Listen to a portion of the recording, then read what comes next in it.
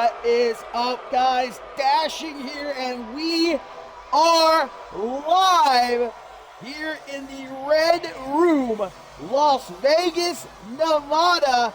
Final stand, my friends. Night 1, as we bring the season to an end in a truly explosive way. And just as we always do, we are jumping straight into the action. Ben Stacy with Ileana Summers, as always, by his side, representing Resurgence, will be taking on Blake Virtue. Roll those dice, lads and gents. Woo! Hopefully Evan Jones ain't going to be the only one hitting it big here in the Red Room, as this has been, in my opinion, said last night on Octane, maybe the best season for CMV ever. Over 11 years, we've just had some incredible matches, certainly memorable moments, and I think we might have a couple more here tonight and, of course, tomorrow night. We might just have a potential show stealer to get the ball rolling.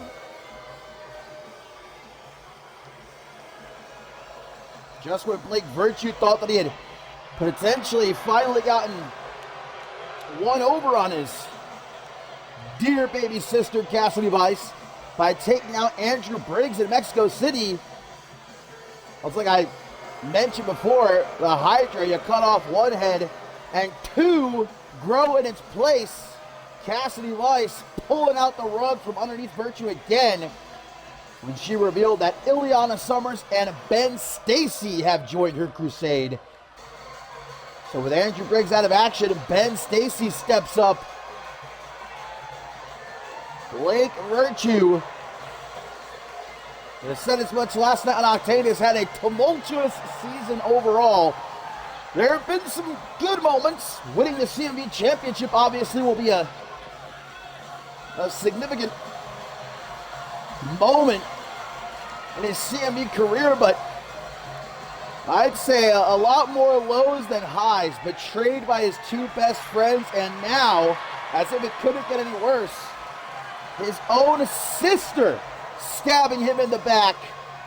But still, the best bout machine is standing. I mean, look at just last night on Octane. Cassidy Vice, as the special guest referee during the match between Crimson and Blake Virtue, screwed Virtue over, ended up losing by disqualification. Wait a minute! Look who's come through the curtain alongside Blake Virtue. The Hall of Famer, Dave Turner, is back. He got taken out a couple of months ago, remember, by Andrew Briggs. But the former CMV champion is here to back up Virtue tonight. Well, there's a good moment for Virtue. I didn't think we were ever going to see Dave Turner again. To be quite honest with you, after what Andrew Briggs did to him. But I guess he wasn't going to miss out on this, and Virtue could definitely use the backup, even if it's just in the form of moral support. So here we go. Final stand gets underway. Ben Stacy and Blake Virtue one-on-one. Ileana Summers in the corner of Stacy, while Dave Turner lends his support to Blake Virtue. Where is Cassidy Vice hiding in the shadows somewhere, I'm sure, here in Las Vegas? It's truly the city of sin with her walking around. Good start for Stacy, though. Tries to go low, but quickly shoved back. It's not exactly been that great of a season for Ben Stacy either. He won his first ever championship here in CMV, the Rite of Passage Championship, but he very quickly lost it. But joining up with Resurgence, I mean, Stacy said himself he's been renewed. He's got refocused alongside Cassidy Vice. And in the new season, I feel like a broken record, but I'm not ready to give up on Ben Stacy just yet. And obviously Cassidy Vice isn't. Bringing him into the fold, but maybe, just maybe next season will finally be Ben Stacy's climb to the very top of the mountain. Maybe he at last wins a world championship, but I'll tell you what, if he can defeat Blake Virtue here, forget about everything else. Just, oh my God, he's able to catch Virtue coming off the top and turns it into a scoop slam. How about the power there from Ben Stacy? As I was saying, though, you're going to take everything else out of the equation. Just Ben Stacy defeating Blake Virtue here at Final Stand, I think, would be a massive, massive boost for Ben Stacy in pretty much every single regard. As we saw, Ileana Summers took off that top turnbuckle cover, but the referee was able to spot that and fix it before Stacy has the chance to potentially utilize it against Virtue here. Oh, quick roll up into a pin. Shay Hoxton style, maybe. Learning a lesson from the gambler. That's how Hoxton defeated Virtue a couple of weeks ago when they went one-on-one. Of course, tomorrow night, main event of night 2. We're ending the season with Shay Hoxton's final stand, the Gambler, and the Intercontinental Champion Cam Harris, 2 hometown heroes. Maybe one of them could be considered a hometown hero, not so much the other, but indeed Shay Hoxton's last match, 2 out of 3 falls, anything goes. As Virtue is able to escape a half crab attempt, Ileana Summers is really trying to do everything she can to help out Ben Stacy here, just so they kendo stick into the ring, but the ref saw that as well as Dave Turner watches on. But will that moral support be enough to finally get Virtue a win that he desperately needs? Oh my God, Ben Stacy's going for a superplex, but Virtue with a knee to the top of Stacy's head. Oh, and gives him the snake eyes too. Slick counter there by the former CMV champion. Drops down. Leapfrog as well. Not looking to roll him up though. Stiff kick right across the chest.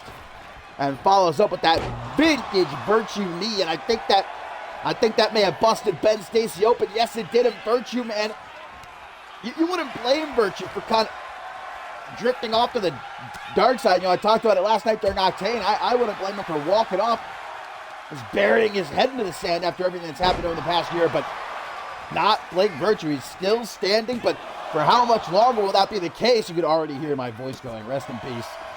Won't be able to talk by the end of tomorrow night, I have a feeling, but it'll be worth it. Man, Virtue popping up Stacy. This thing is really turned around. It is all Virtue right now. Look at Dave Turner intently watching from ringside as he drops another knee across the forehead where that cut has been opened up wide, blood beginning to flow. Irish whip off the ropes. There's the knee attempted, but Ben Stacy knew that it was coming. I'm sure Cassidy Vice filled Stacy out on everything he needs to know about Blake Virtue, his in-ring offense, and just how dangerous he is. But Stacy coming prepared. A shoulder breaker puts down Virtue, middle of the ring, but the future Hall of Famer undoubtedly rolling over the ropes, maybe looking for some words of wisdom from the current Hall of Famer, Dave Turner. There's Ileana Summers, took off that top turnbuckle pad again. The ref saw her do it, though. And if Summers isn't careful at this point, she might end up getting ejected here. Big knee upside the head. Live from the Red Room, Shay Hoxton's Red Room, here in Las Vegas, Nevada. Another knee. Virtue, I think, understanding at this point in the matchup not to underestimate Ben Stacy as he takes to the apron. Maybe some shades of Troy Colt with that springboard knee attempt, but Stacy, well scouted. I've often called him the best technical wrestler in all of CMV, and I agree with myself. In a lot of ways, he's a third-generation superstar, because you know why?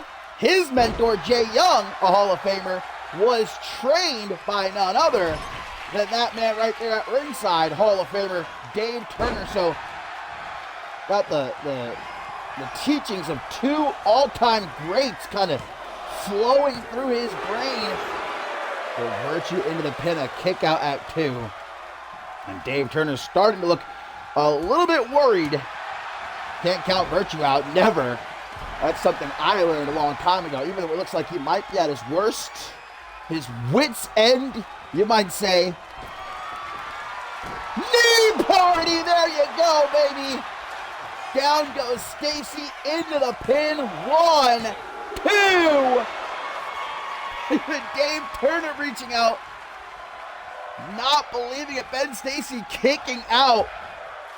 Oh, and maybe Virtue gonna go for his ultimate weapon, the super knee party. He was looking to drag Stacy into the corner. Nobody, of course, has kicked out of that. AC getting his neck cracked there. Another pin by Virtue. But another kick out by the British Angel. Things starting to slow down a bit here between these two at this point. Kick upside the head. Virtue goes off the ropes with a gorgeous cutter. Starting to get himself hyped up here. Perfect position, perhaps, as Virtue goes up to Brett's rope. He's going to stalk Ben Stacy. Wait for him to slowly get to his feet. Drop kick directly to the face. I thought for a second he might go for that Danielle Davis knee party.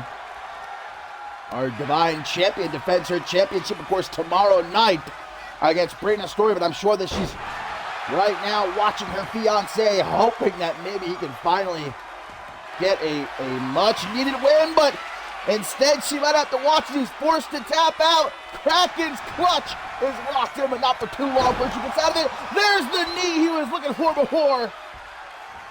Ben Stacy getting rocked, and Virtue not going to give him a second. Drags him into the corner. You know what it is, my friends. Scoop slam going to set him up. Virtue to the top. Don't get up, Stacy. You're not going to like what's coming your way. The super knee party. No! Stacy knew that if he got hit with that, it was going to be all over.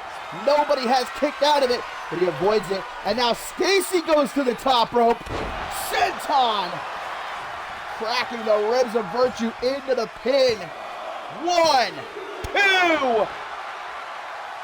Hell of a way to kick off our season finale event final stand here in Las Vegas. Stacy arguing with the referee there. He thought for sure he had it won. Oh, now the Greco-Roman throat hold. Dave Turner shouting from ringside. The Kraken's clutch. The Kraken's clutch again is locked in. Will Virtue be able to escape it a second time? Nowhere near the ropes. He's got to get out of it. He does. Virtue does. But Vintage Stacy goes for the half Nelson suplex. Another knee from Virtue. Out onto the apron he goes. Gonna try again for that Troy called springboard knee. Yes, and this time he gets it. Flawlessly executed. Trying to ground Ben Stacy. Deciding to hone in on Stacy's left knee here specifically. Stacy trying to desperately drag himself into the corner, but it won't be refuge he finds there. It might be exactly where Stacy wants him. Where Stacy does not want to be where Virtue wants him. Rolling Fireman's carry, Senton. Going for the legs. Maybe trying to lock in the Kraken's clutch a third time. Virtue says, stay away from me. What a combination. Shining Wizard from the former CMV champion. Stacy, with blood in his eyes, gets pulled to his feet. Virtue gonna drag him over to the ropes. What is he trying to set up for here? Well, it's certainly nothing good for Ben Stacy. A second bicycle knee may have just knocked Ben Stacy out of his boots, but boy, he is still able to kick out. You see the look on Virtue's face. He's having none of it. Goes for a knee to the gut. DDT! Oh! And Stacy with a desperate pin. Nothing more than that. Desperation taking hold. But a kick out at one by Virtue. And Stacy now just trying to draw blood with his big punches to the face. Even making Dave Turner cringe as he watches from ringside.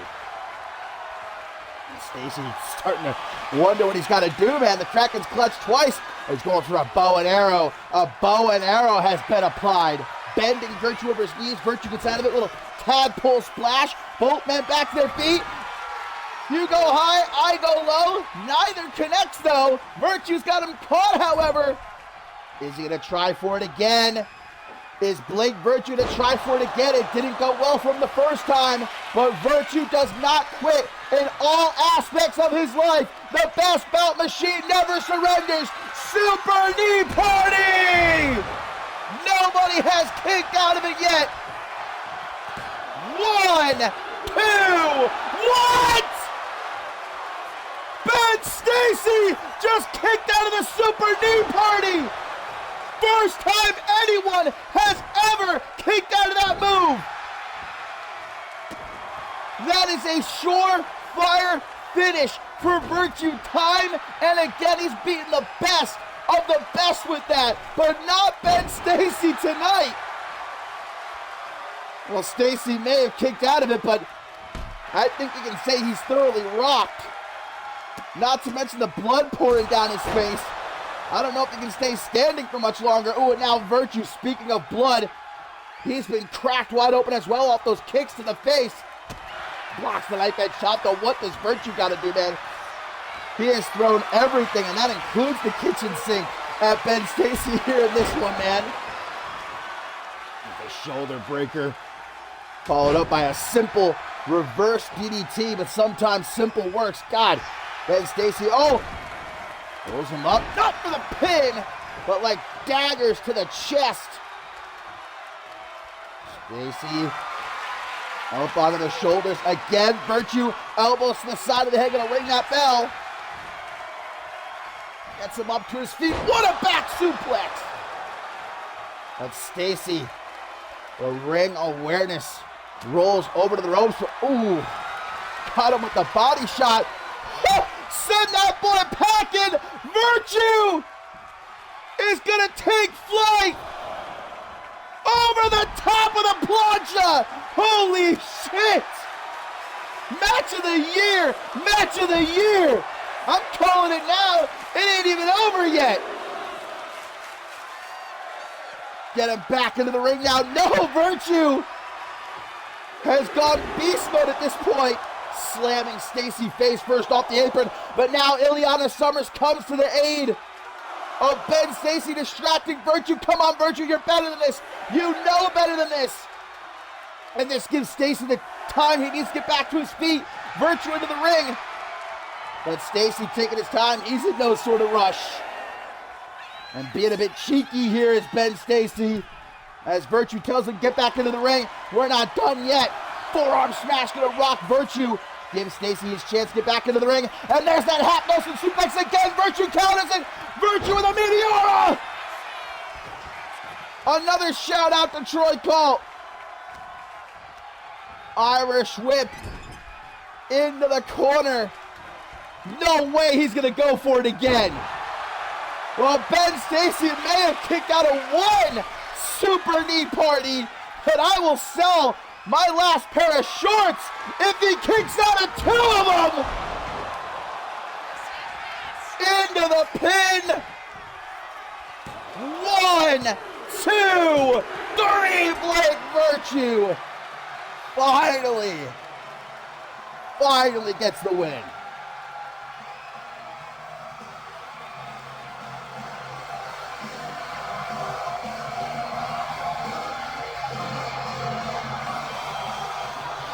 I get to keep my last good pair of shorts, and Blake Virtue earns quite the victory here at Final Stand, but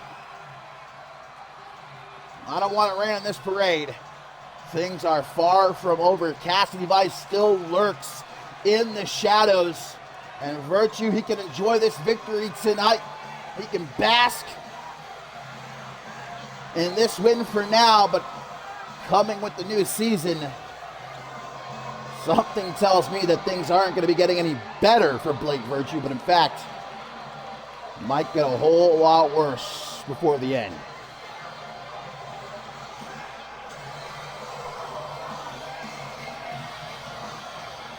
What a way to kick off Final Stand, though. Virtue, speaking of standing, barely can That's why he is the best bout machine. And Cassidy Vice learning it's going to take a lot more than what she's throwing at her brother so far if she wants to really keep him down.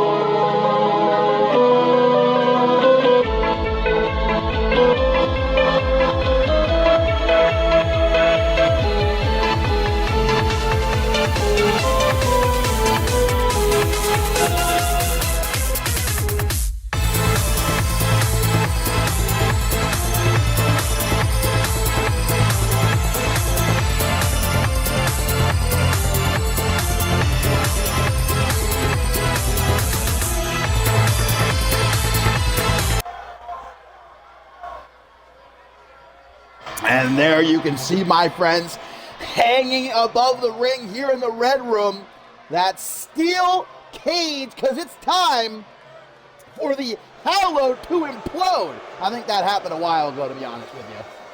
But Madison Quinn just looking to stomp out the remnants here tonight. Our Zero-G champion, I'm sure, will be in the corner of Danielle Davis for her Divine Championship events against Brina Story tomorrow night. Well, maybe. If Gus Novell has his way, she might have to be rolled out here on a stretcher.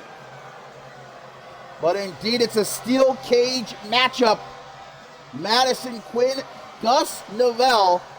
I mean, pretty much from the word go with the Hallowed, things were never a walk in the park. Constant inner turmoil, bickering amongst its members, but especially once Gus Novell came along, he managed to earn his way into the Hallowed, but it was never like they were best buddies with each other. And Madison Quinn, she says, despite her trying her hardest to shape Gus Novell into a true warrior, he failed again and again, and eventually, when he lost the Intercontinental Championship a couple weeks ago, well, then he was completely useless to the Hallowed. And Hunter Quinn may have been the one to pull the trigger, but let's be honest, Madison Quinn has become the pseudo-leader of the Hallowed over these last couple of months. Well, now she's alongside Danielle Davis, and I think it's only gotten more dangerous. Gus Novell's got a sack on him to challenge her to this steel cage match, and especially after what he did to Michael Hawk a couple nights ago on Shockwave. A bloody mess he left the former CMV champion. Had to be taken to the hospital, and judging by the reports we received, I don't think we're going to be seeing Michael Hawk in a CMV ring for a good long while. Now the question is, will Gus Novell be making sure Madison Quinn has a hospital bed right alongside Michael Hawk? There's no escape, and I don't think either one of these superstars would tuck tail and run, even if given the chance. You can only win by pin or submission inside of that steel cage. Gus Novell said he's done trying to prove himself. He never had to prove himself to begin with. The former Rite of Passage champion, former Intercontinental champion, said he's always known he was better than the Hallowed. Now he's going to prove it.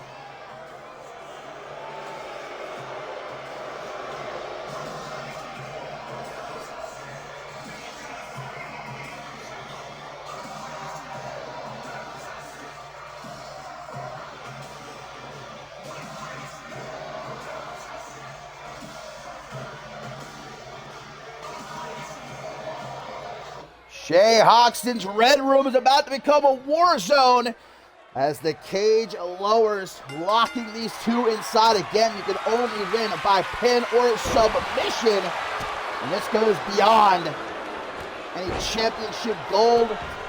Respect is long out the window. I don't even think it was ever in the room, to be honest with you. This is just about as grudgy as a grudge match can get.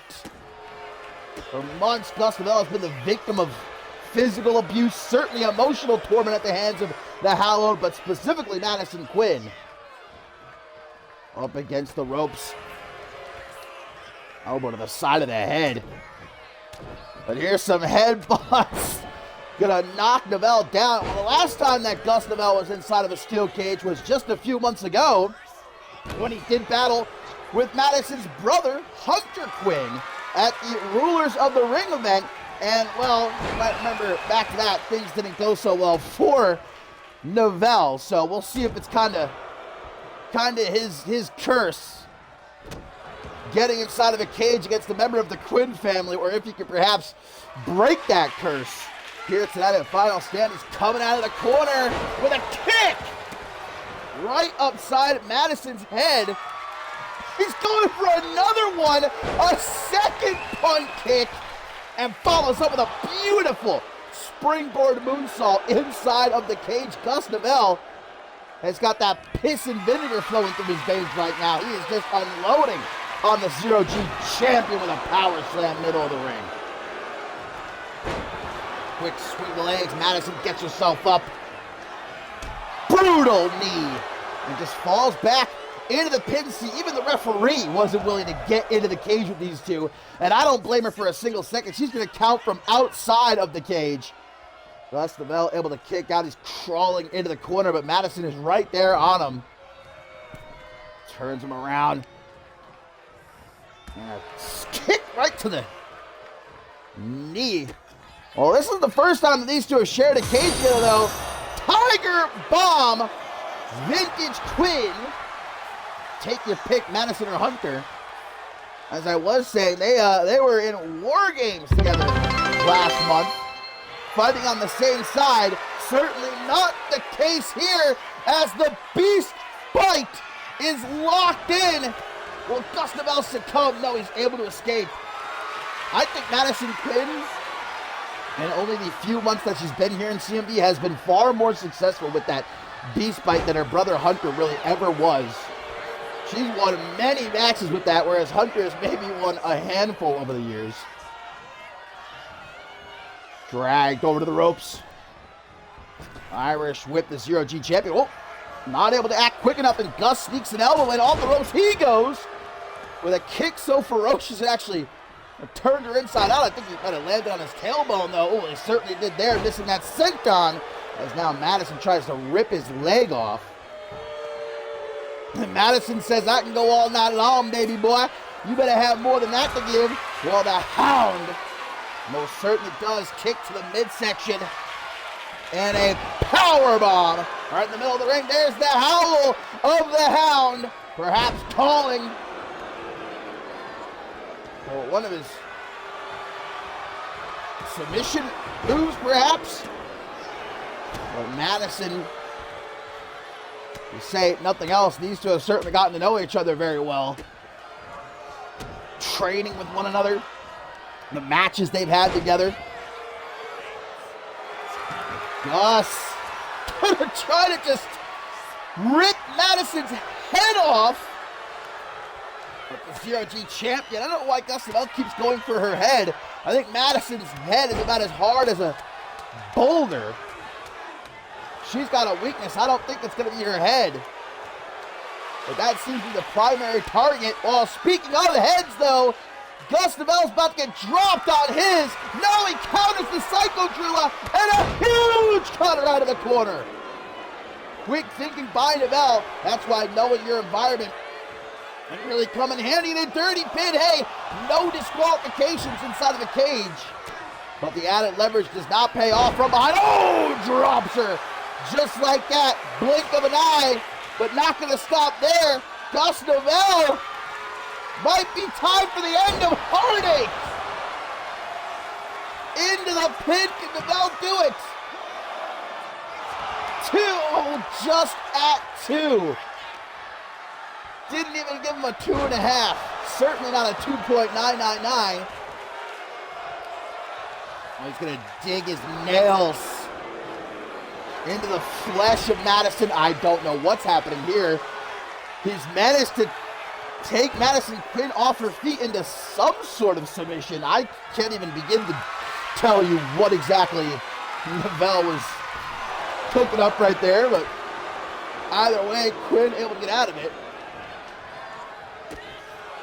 Kick to the face gets blocked by Gus. You can say what you want about Gus Novell. You don't have to like the kid, but in a very short amount of time, he debuted right after Ascendance 13. Look at all these managed to accomplish. Rite of Passage champion, Intercontinental champion. He didn't hold the championship for very long, but you can't take that accolade away from him. Oh, and right into the cage wall. Gus Novell sends Madison Quinn, the steel, digging in to her flesh, as Novell now does the same with his knees. And he is not taking his finger off the trigger. The Hound will feast. End of Heartache again. 1, 2.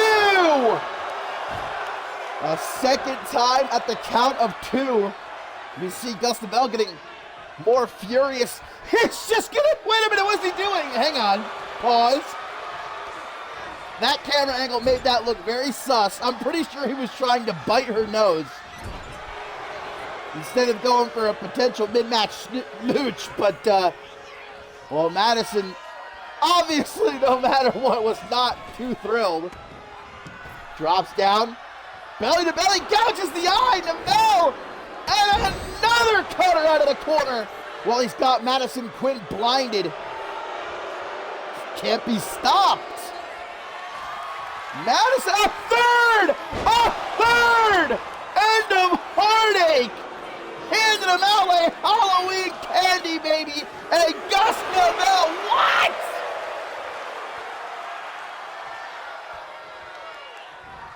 How in the hell has Madison Quinn kicked out of the End of Heartache not once, not even just twice, 3 times?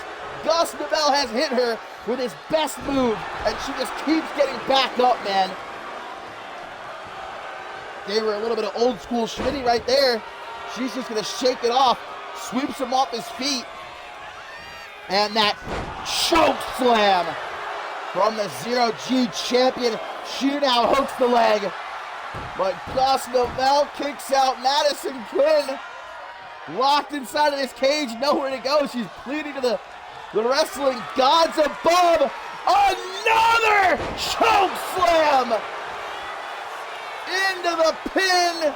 1, 2, no! Well, this goes beyond begging and pleading, man. The wrestling gods obviously at this point are not listening to either of these competitors. They're on their own. Off the ropes, shin right to the side of the head. I mean, just go ahead and feel your shin right now. Give it a good rub. And just imagine as hard as you can kicking someone right upside the head with your shin. Gus Novell has been rocked, but he shoots back with that jawbreaker. La Maestro! La Maestro! Will it strike again inside the cage? No, kick out. But it plants a massive boot right between Madison Quinn's eyes. Misses that moonsault though. And now Gus Novell gets tossed like garbage right into the cage wall. Both feeling the sting of the steel here in this one. Repeated stomps to the back. Madison's gone animalistic. Mounting Gus Novell, just pounding him. Slowly lift him up in the seated position for a forearm smash. These two might have to go grab the kitchen sink because they, again, another La Maestro. Well, hang on now. Gus Novell steals it. La Maestro, and Madison can't believe it. The La Maestro once again rears its ugly head as Gus Novell pulls a quick one on the Zero-G champion.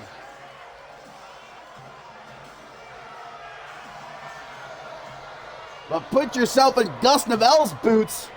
He tried everything. Every single one of his absolute best maneuvers in his arsenal, and Madison Quinn just kept on getting back up. She would not stay down. Desperate was Gus Novel, but that desperation proves to be the key to victory tonight for him. The Hound overcomes Madison Quinn inside the cage.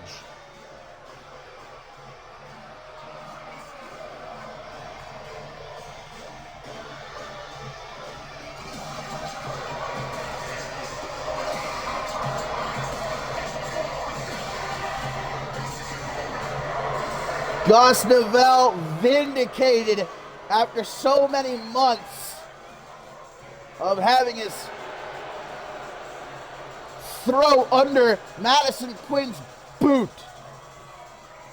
Well, now the Hound has been let off the chain, guys. And what will the new season bring, Gus Novel?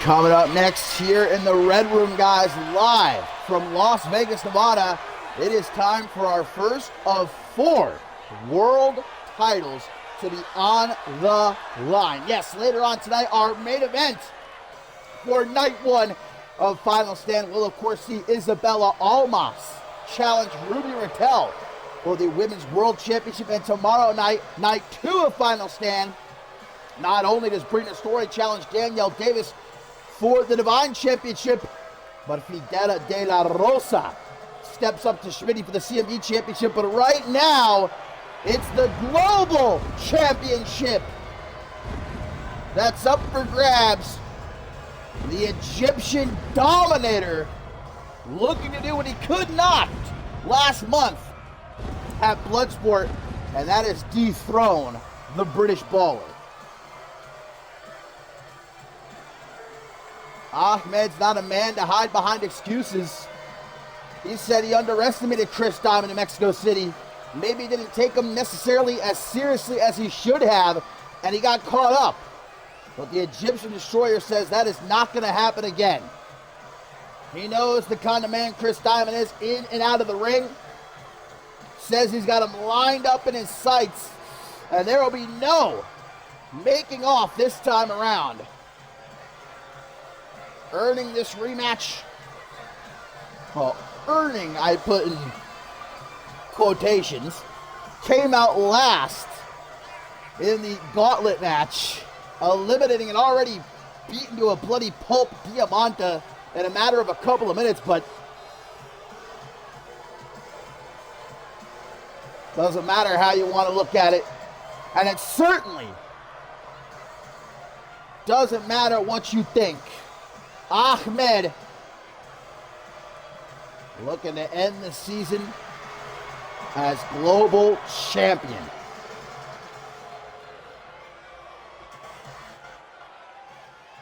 Ahmed has been in CMV now over a year, almost 2 years. His tenure. This is his 3rd World Championship match. His first shot came a year ago at, I believe it was Mob Violence, if dashing memory serves. He challenged Troy Colt for the CMV Championship. I certainly thought, and I know many more, that that was going to be his night.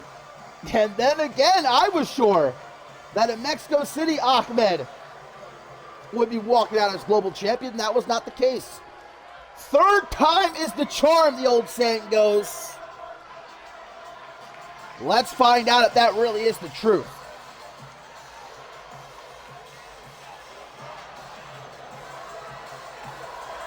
Ahmed underestimated Chris Diamond last month, and it cost him dearly. The British bowler is looking to prove to Ahmed that it wasn't a matter of underestimating him. It wasn't any sort of stroke of good luck for the global champion. He's just the better man, and he is who should walk into the new season with that global championship. Oh, look at this, matching the red room and everything, the global general.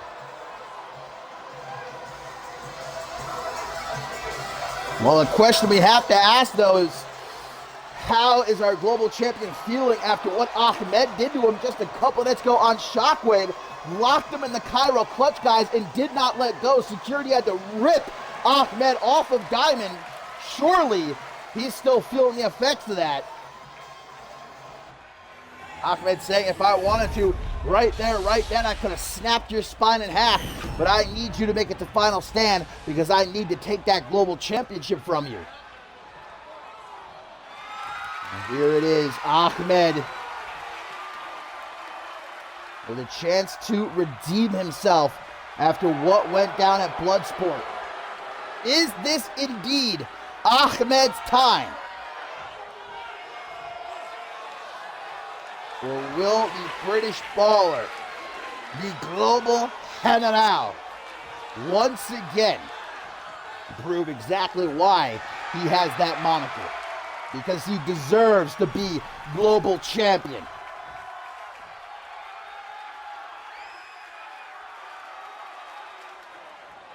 That's what it's all about.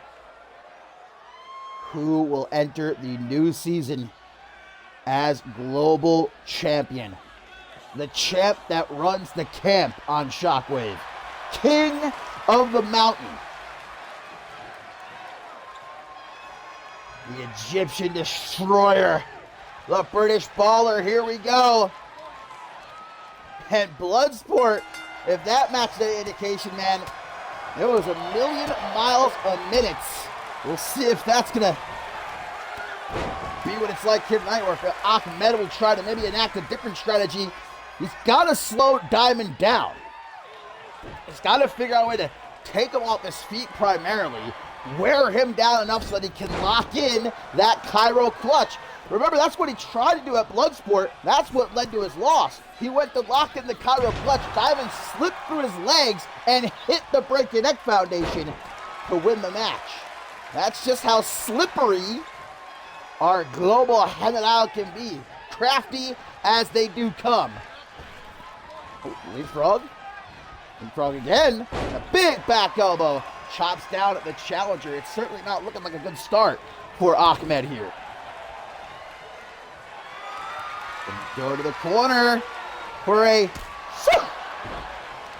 kick. That's just about as vintage does get for Chris Diamond. He's just kicking the hell out of Ahmed right now.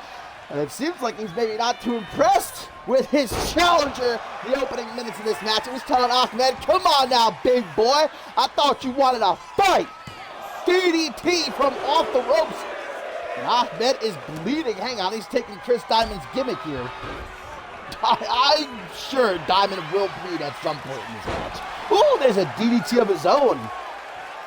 Ahmed showing him how it's done. He got himself a nasty looking cut alongside his left eye there. Got to be careful the blood doesn't get into his eye, potentially blind him. Ahmed going into the corner while the referee is checking on Diamond there. Ahmed has just taken off the top turnbuckle cover, trying to give himself an advantage should he need it. Always good to have a backup plan. Hey, if you ain't cheating, you ain't trying. Split-legged moonsault into the pin. I don't think I've ever seen Ahmed hit that before. He just never stops surprising me. Every time he gets into that ring, referee has found the exposed turnbuckle, goes to put that cover back on before Ahmed can actually potentially use it to his advantage. Fireman's carry takeover after those stomps, tries for a stomp of his own. Ahmed goes to the ropes for a drop kick, and who would have thought Chris Diamond has been busted open into a dragon super. Remember the pressure this is putting on the back, and after what Ahmed did on Shockwave a couple of nights ago, Diamond driver attempted, but Ahmed escapes and sees his opening knee to the side of the head. Down goes the global champion into the pin, but a kick out at 2. Not gonna let him slip through his fingers this time. I think he was going for the Cairo clutch, but Diamond knows to avoid it as if it's the Black Plague. Dropping a knee over the back of Ahmed's head. Springboard body splash, not getting all too fancy with it, but effective perhaps. Hooks the leg to retain the global championship, and a kick out at 2. Diamond really setting the pace here for all champions, but especially world champions at Final Stand. Does he walk into the new season still global general? Holy shit, powerbomb onto the apron, and then just whips Ahmed shoulder first right into the side of the ring. This has gotten personal here between these two. I mean, it's got to be personal when a man threatens to break your spine. Leg drop, though, on the velvet floor. That velvet carpeting here in the Red Room might be stained with blood by the end of this one. Won't be able to tell, though. See, Shay Hoxton's a genius. Sort of an inverted 330 slam there from Ahmed. Little shout out perhaps to Troy Colt, maybe not. Kicks to the back of the knee by Diamond. So go for the Diamond driver again, I think. Ahmed again. There it is! There it is! Break his back! Make him humble! Cairo clutch is locked in. The Cairo clutch is locked in. But Diamond breaks free, grabs at the ankles, and gets himself out of it. Ricky goes to the corner for a forearm smash before Ahmed even knows what the hell is happening.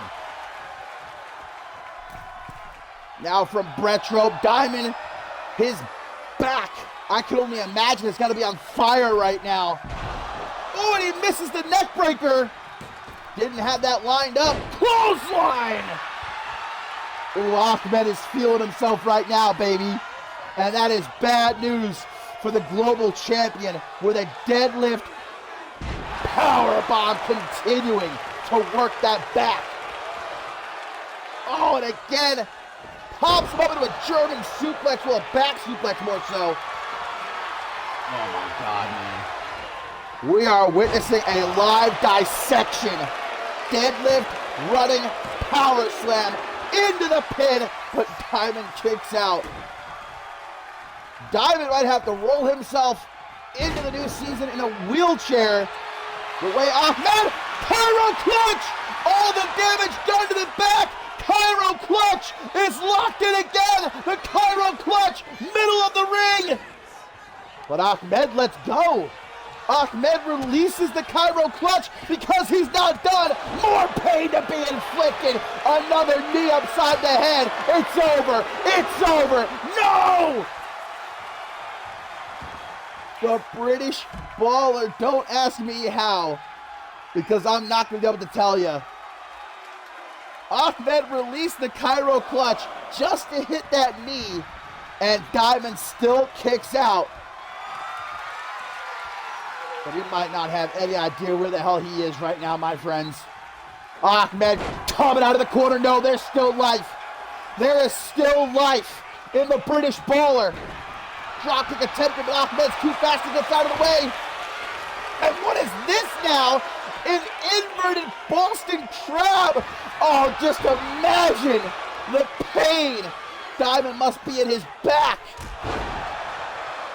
But he still gets the rope, still hits that springboard forearm smash, and still he's telling Ahmed, get your bitch ass up. Break your neck foundation.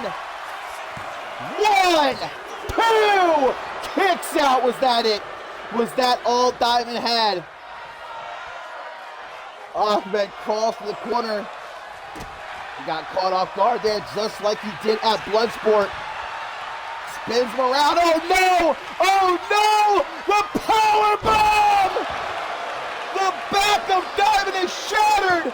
1, 2, 3. Ahmed is the new global champion.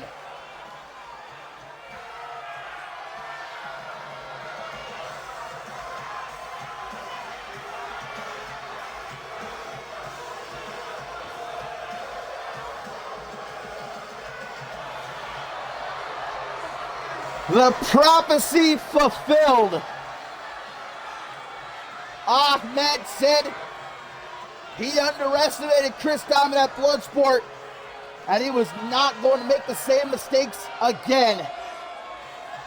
Oh, God damn it, stayed true to his word. And we now have a new global champion.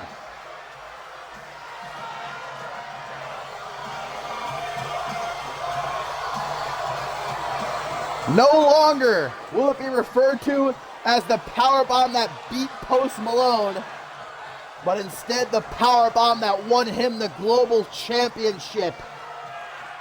The Dominator finally is world champion.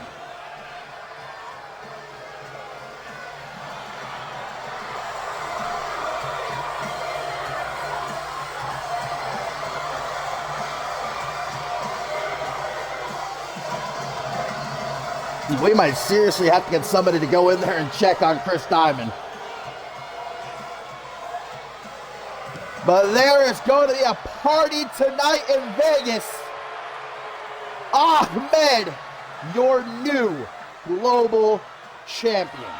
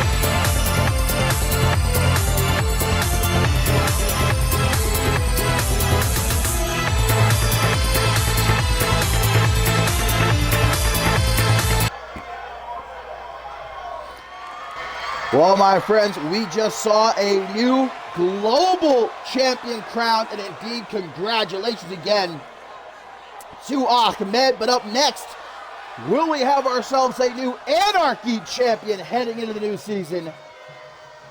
And will his name be Tommy Demise? That's what we are about to find out. Anarchy rules for the Anarchy Championship. But guys, that's not the only thing on the line, because if Tommy Demise cannot defeat Mike Magnum Maxwell here tonight at Final Stand, he will have to shave bald. And going into a brand new season, we'll see truly an all-new Tommy Demise.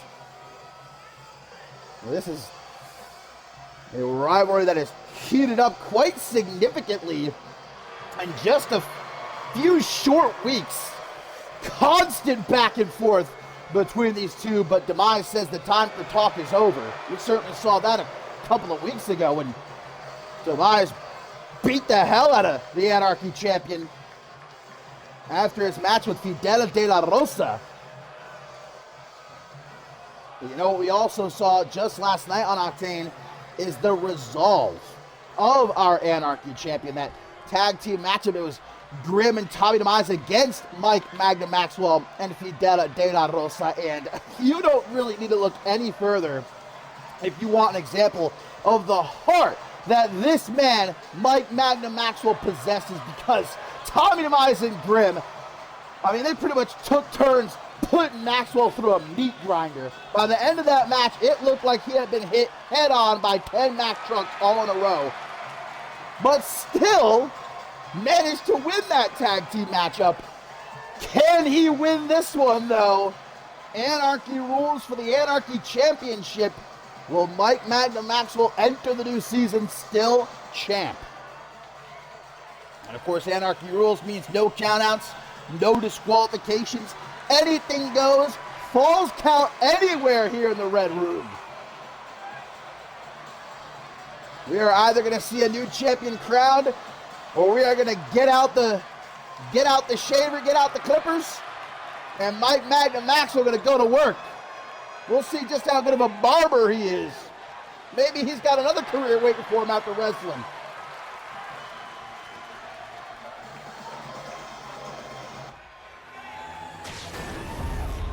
The Anarchy Championship. Who walks out of Las Vegas, Nevada, and into a new season as the Anarchy Champion? I just hope that Mike Magnum Maxwell has come prepared. He's got the cup. Because we know Tommy DeMise is not afraid, dude. Truly, I mean, we say often, oh, he'll do whatever he has to do. He'll bend the rules, break the rules. I think Tommy DeMise might be the real example of that. There's truly nothing this man will not do. No line he won't cross if it means victory. He'll go for the balls. He'll go for the eyes. Brings along with him that poison mist, too, which Maxwell has been on the receiving end of. Let's just hope our champion is truly ready. Otherwise, he can kiss that title goodbye.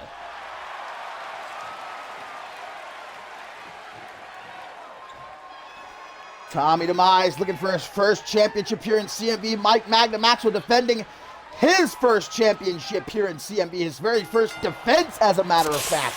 And immediately, I don't mean to laugh at the expense of Mike Magnum Maxwell, but literally instantly, the poison mist to the eyes. Not even 3 seconds into the match, I've got some mist in my eyes over here. But Maxwell, it seems like he's maybe built up a tolerance as he shakes it off, sends DeMise out of the ring, and whoop! Through the ropes with a drop kick, knocking DeMise back onto the floor, but quickly the challenger getting on top of him, delivering a couple of forearms upside the head. Can't really tell what he's doing from this angle, but you can see even the ref is hesitant to close in on these two. He's staying back until there's a pin or a submission locked in. Again, falls count anywhere. Oh, watch out, ref almost got caught in the middle right there. Slam onto the floor. And maybe that velvet carpeting might offer a teeny tiny bit of padding, but it's not going to be very much. Mike Magnum actually must have gotten himself some sort of special pair of contacts that are resistant to Tommy DeMise's poison mist. You really got to come prepared when you're against Tommy DeMise. You need the contacts, the specially made. It's like you're playing D&D or something. You got the poison resistant eye contacts. You got to come with a cup. Into the side headlock here. Never afraid in any circumstances Mike Magnum Maxwell to show off just a little bit. I mean, when you look the way he does, when you're as incredible in that ring as he is, you can't really blame him. DeMise to the top. We're back in the ring now. He's going to go off the top rope. Double axe handle. The Cam Harris special.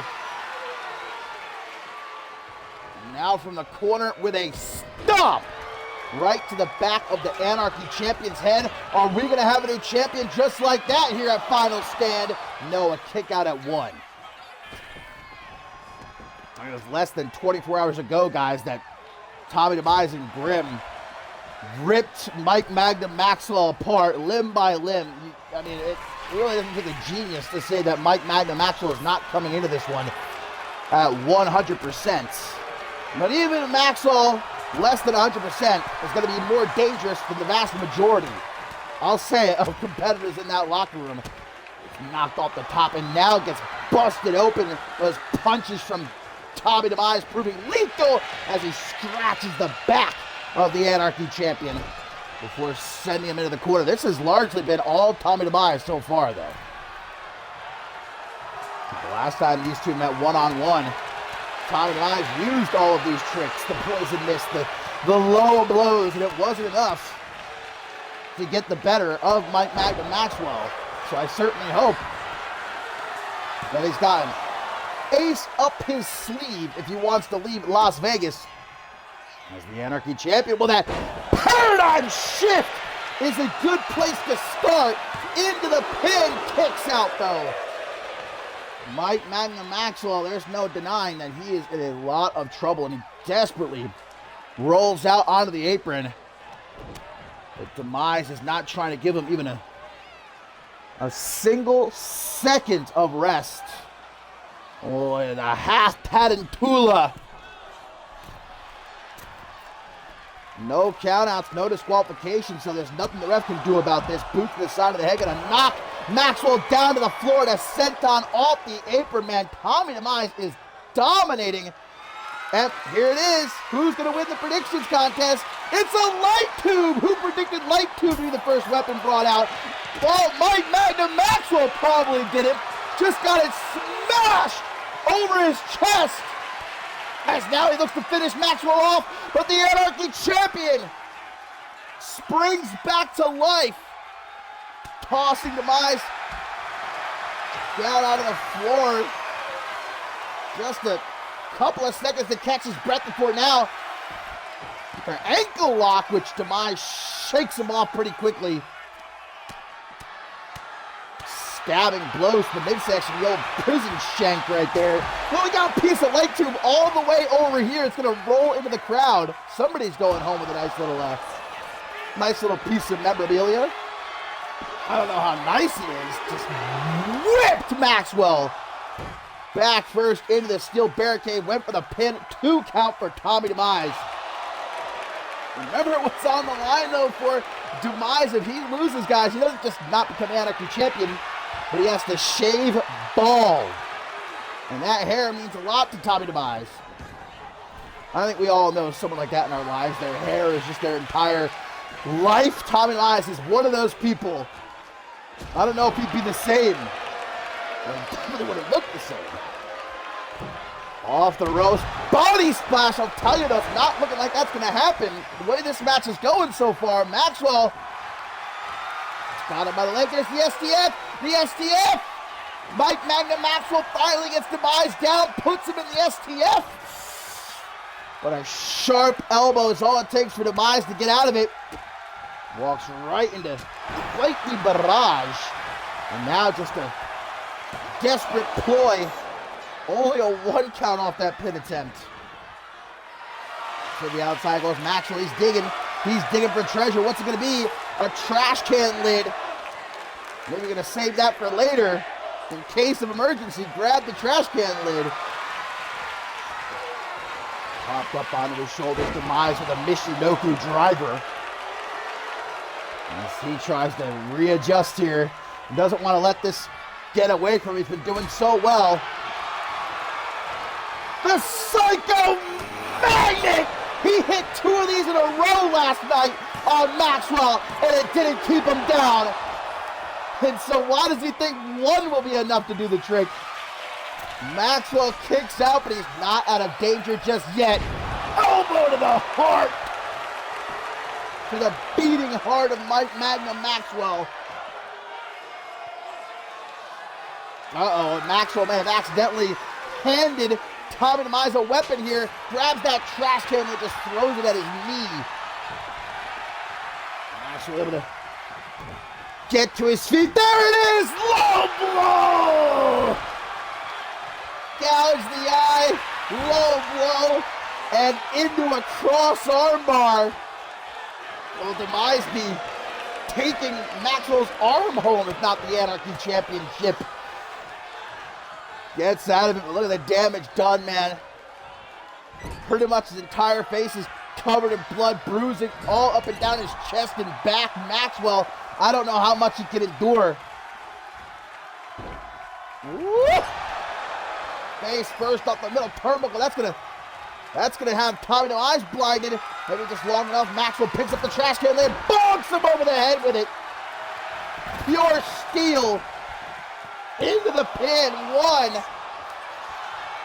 That's all Maxwell gets. A 1 count with his Anarchy Championship on the line, but an Irish whip. You know what he's looking for? Cave-in! To retain the Anarchy Championship. 2.5. Tommy Demise ain't dead yet. Maxwell's got the red idea to stay on the attack, to not let Demise get far. Gonna follow him to the outside. Remember though, falls count anywhere in an Anarchy Rules match. Raging reverse package powerbomb on the floor. 1, 2. That man Tommy Demise has got quite the neck, made of titanium. Gets back up. Where's Maxwell going? He's looking for another weapon, but Demise gonna try to cut him off. Steel chair's been brought out. Gouges the eye again before having himself a little nibble. A quick mid-match snack, biting Maxwell's finger. And now Demise pulls out the table. Tommy Demise has got wood, ladies and gentlemen. Which is certainly not good for Mike Magnum Maxwell.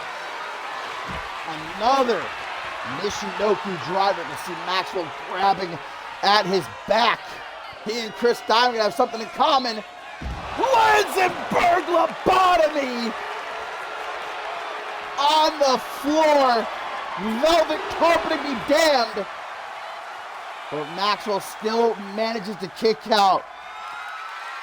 Not another Psycho Magnet, but Maxwell managing to keep Tommy Demise at bay. He's got to do more than that. Can't just survive here tonight, Mike Magnum Maxwell. And he certainly doesn't have a Fidel de la Rosa to swoop in.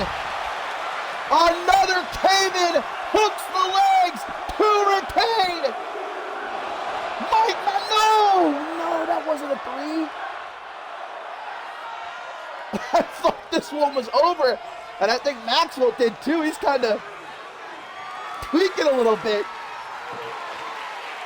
Maxwell says enough, grabs the door, open the door to throw it into the crowd. All right, Maxwell says, fuck this, I don't need anything but my, no!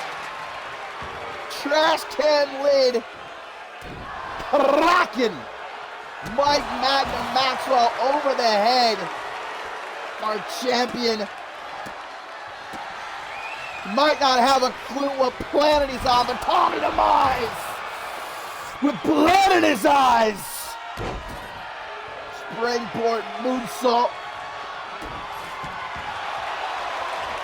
Gonna try to lock in a Fujiwara armbar. Look at the state of Mike Magnum Maxwell right now. Tell me how he is still alive, let alone able to compete the way that he is. And the rebound drops down, does Tommy Demise. A visit to the dentist. Check those teeth. They might be cracked after that. And now comes the time when Demise is going to slow things down and just start to have his way with Mike Magnum Maxwell. But will we have a new Anarchy champion? Yes, we will! Tommy Demise is the new Anarchy champion! Mike Magnum Maxwell had simply nothing left to give. When you consider the fact that he came into this match here tonight nowhere near 100%, and you look at what he still managed to do in this matchup, He did not make it easy for Tommy Demise, but Demise made sure that he walked into final stand with an advantage.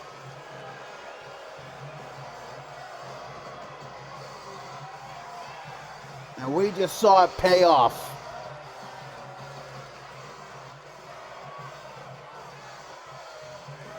Mike Magnum Maxwell looks like he belongs at the local morgue here in Las Vegas after Demise is done with him. There's going to be some cleanup here in the Red Room. I heard that blood is pretty hard to get out of velvet carpeting, but not my problem. Shay Hawk's going to be out here later on tonight with a toothbrush. Well, Tommy Demise is the new Anarchy champion, but maybe even to Demise, more importantly than that, he gets to keep his beloved hair. While Mike Magnum Maxwell, oh, come on, Tommy, now this is too much. The match is over. You won the championship. That's not good enough for you? This guy's a freak, man.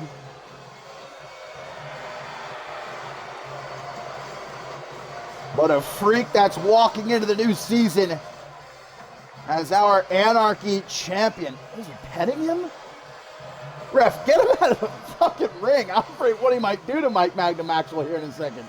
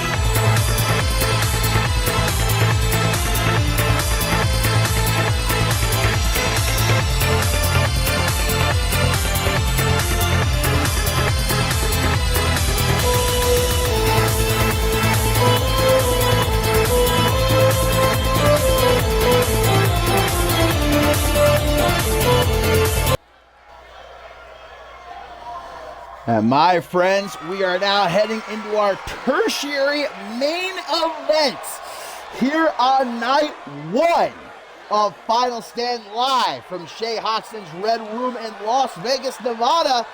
In the last two matches, we've had two new champions crowned. Does the trend continue? Is up next.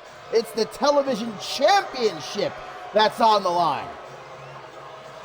And it's a fatal four-way match. What's up next in our co-main event? Unsanctioned. It will be as Remy Martin takes on Shinjiro Hattori. And of course our main event, Isabella Almas challenging Ruby Rattel for the Women's World Championship. But before that, Thea is going to face her biggest challenge yet as television champion, defending against three other women. And of course, a situation where she does not even have to be involved in the decision to lose her championship tonight. Does not have to be the one pinned. Does not have to be the one that taps out. And tapping out is certainly what Amber Young is looking to make sure Thea does in this match tonight. All right, Amber Young has made it about as crystal clear as one can. She doesn't care really about becoming television champion. So long as Thea does not leave here tonight still champion, Amber Young will consider her job done. She said she wants to take everything from Thea after Thea eliminated her in the chamber match back at Bloodsport, cost Amber Young another shot at the Women's World Championship.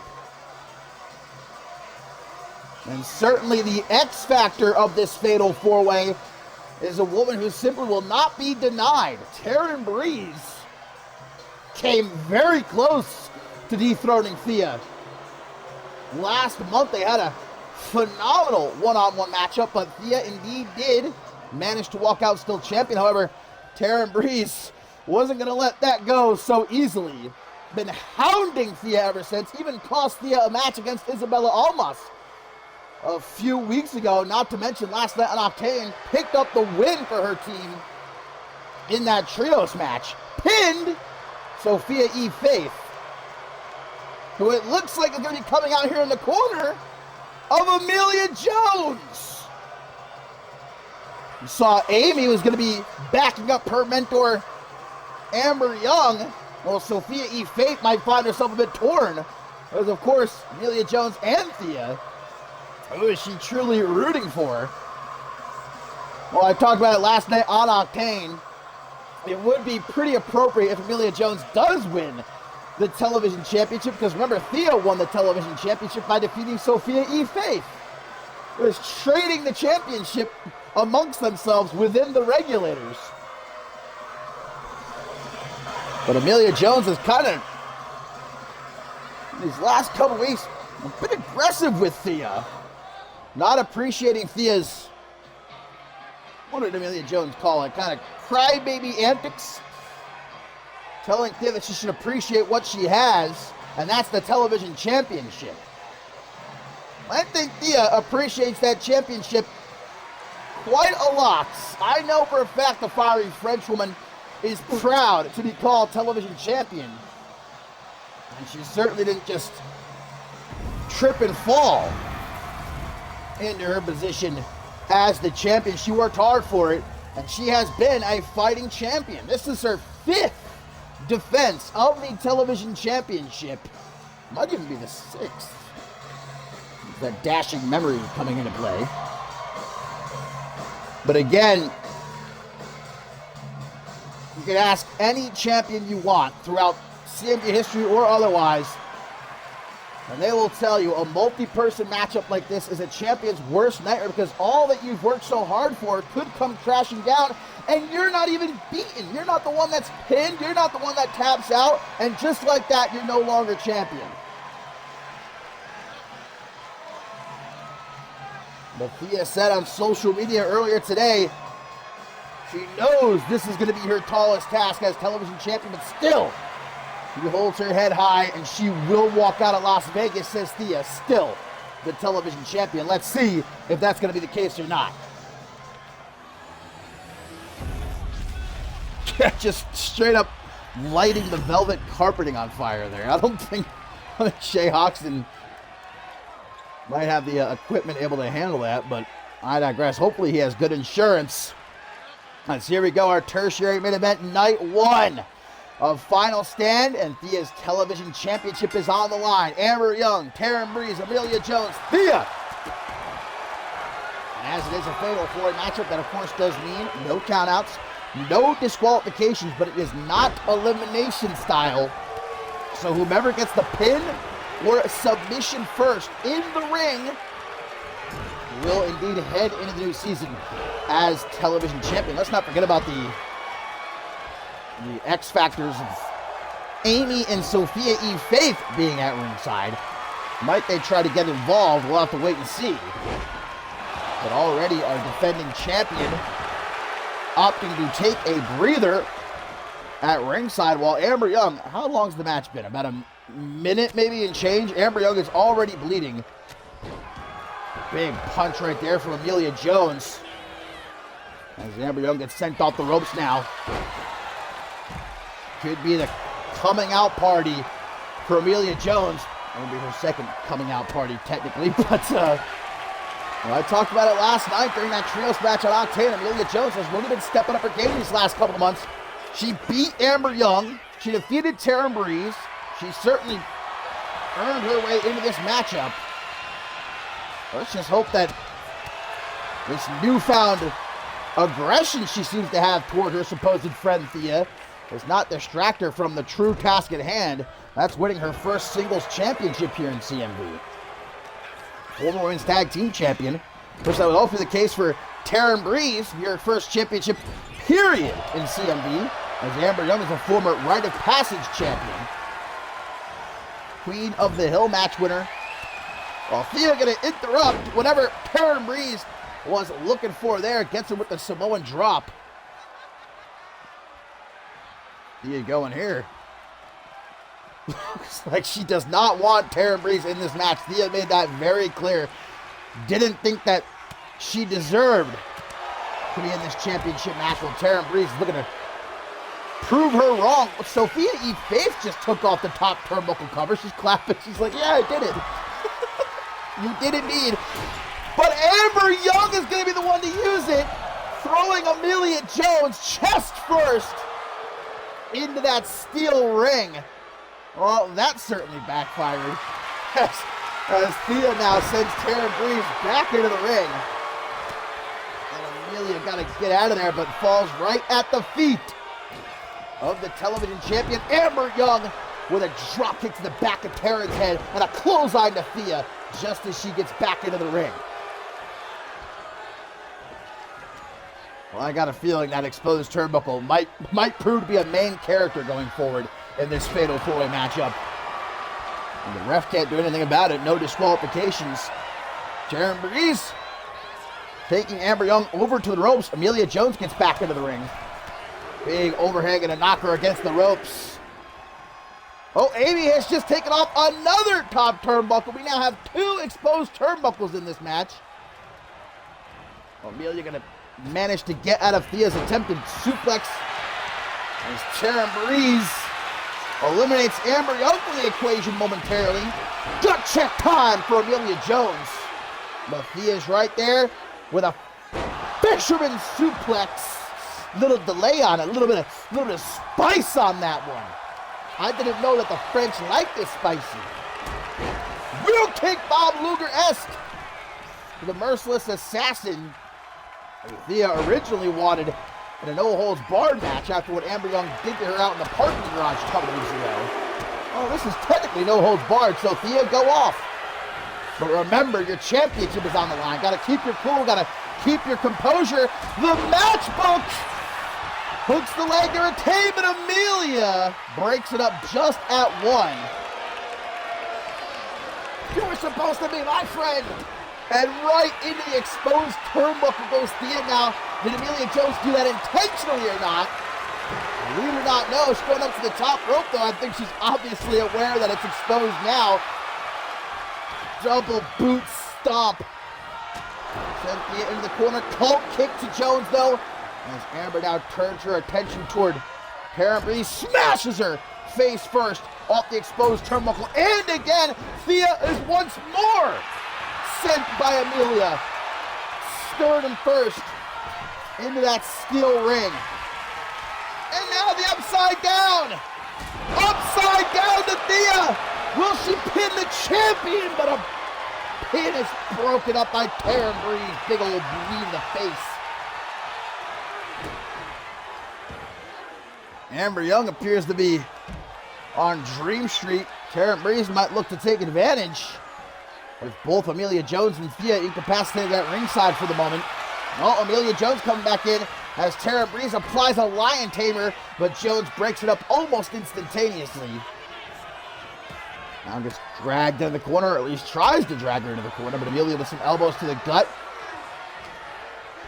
Karen Breeze, the biggest woman in this matchup in terms of height, and perhaps has the power advantage, I would wager as well, whereas Amber Young, without question, the fastest, I would say the most agile, and certainly possessing that knockout power as a former MMA fighter. But she's always looking to lock in one of those many submissions of hers, which she really can apply out of nowhere. She can take you down in an instant. You will be trapped in that triangle choke, for example. Very innovative of Amelia Jones there, sort of scorpion kick to the champion. Double boot stomp and the vintage Borton combo. Oh, look at this now, a half Boston Crab. Everybody's wanting a Boston Crab tonight. What about a Las Vegas Crab? Come on now. Karen Breeze with that cutter out the powerbomb setup. Amber Young's back in now. This one has been a pop-up cutter to Amelia Jones. A million ways to hit it. Adam Valentine could never. Amber Young gonna drag Taryn Breeze for the center of the ring. Tries to catch him with that forearm smash out of the corner, but Breeze just standing there like, what the hell was that even? An attempt was made. Amelia, a slam. Oh! Gooch first! Gooch first into the exposed turnbuckle, and now Sophia E. Fink can distract Amber Young as Amelia Jones goes for the pin. Fire starter! Can the champ retain? Fia into the pin, but broken up. Amelia, that's the second time she stopped Fia from retaining the championship here in this match. Hey, everyone for herself now. Amelia Jones gonna roll the champ up, but Amber Young gets up just in time to break up the pin. Psycho knee to Amelia! But Taryn is right there. Amber Young can't go for the pin.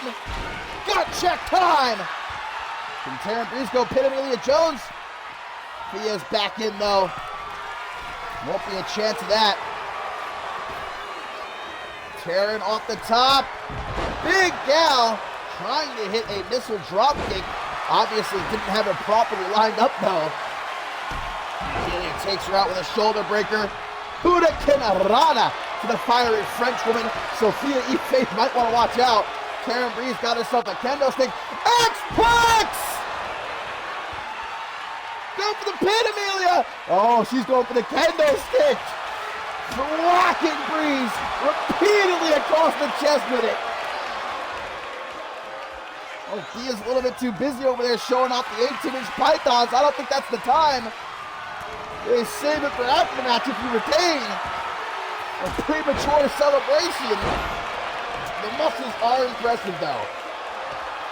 Breeze trying to sneak in a pin while Fia is busy tossing Amelia Jones hither and yon.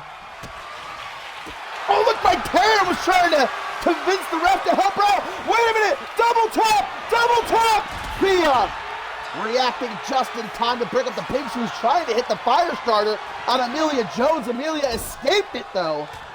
Now she drags Amber Young into the corner. Taryn Breeze just wondering what the hell happened over the last couple of minutes. Oh, snake eyes off the exposed turnbuckle. Super kick to the champion. Helluva kick to Taryn Breeze. And gonna steal the pin. Amber's gonna steal it. Kick out at 2. Fia got lucky right there. And Amber's not done with the fiery Frenchwoman. Not by a long shot. Doesn't see Amelia creeping up on her though. The upside down to Amber Young. No chance to go for the pin with both Taryn Breeze and Fia in the ring on their feet. Pseudo 21. Fireball! But Amelia! Stopping Thea from going for the fire starter! Upside down to the champion! No, a kick out! Amelia, man! Be still my beating heart! I thought she had it for sure right there. Well, now Thea's forced to recompose herself. Get back to the ring. Fire starter. There you go. Paying her back for those couple of upside downs. Sends Taryn Breeze packing with a belly to belly. Maybe a bit too focused on Breeze right now, though. Should have turned around and pinned Amelia Jones. Where's Amber Young going with that steel chair? Thea cuts her off. And drag her over toward the steel steps. Amelia's got the kendo stick again. Taryn just throws herself like a dart at the mob. What's Sophia E. Faith doing? Practicing her shadow boxing, not the best time.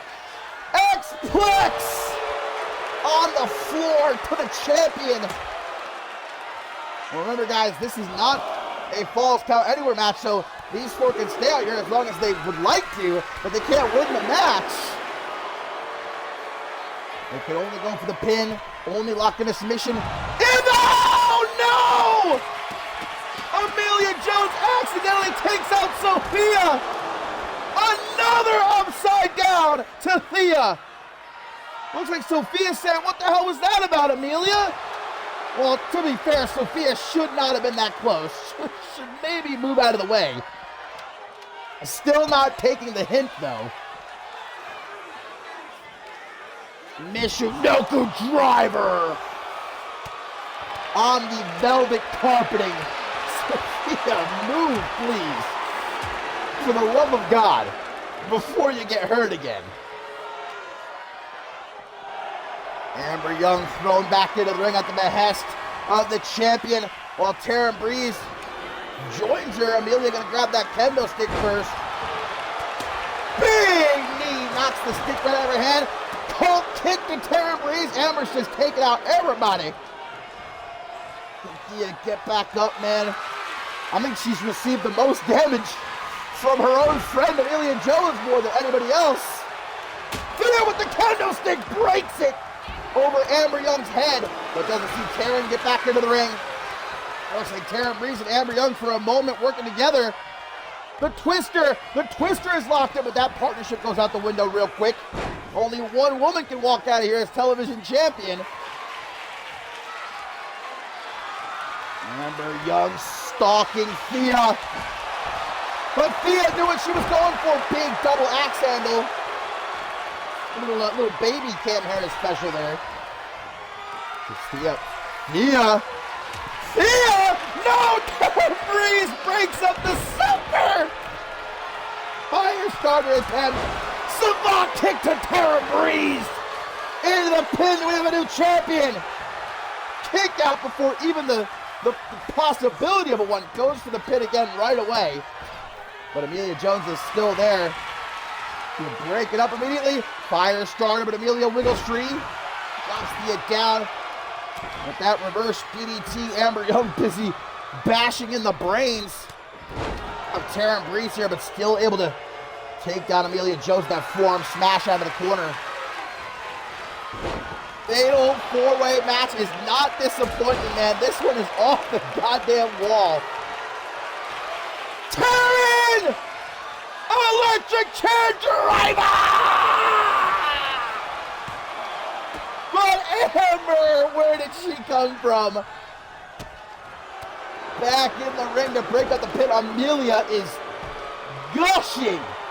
Blood, man, spurting all over the canvas.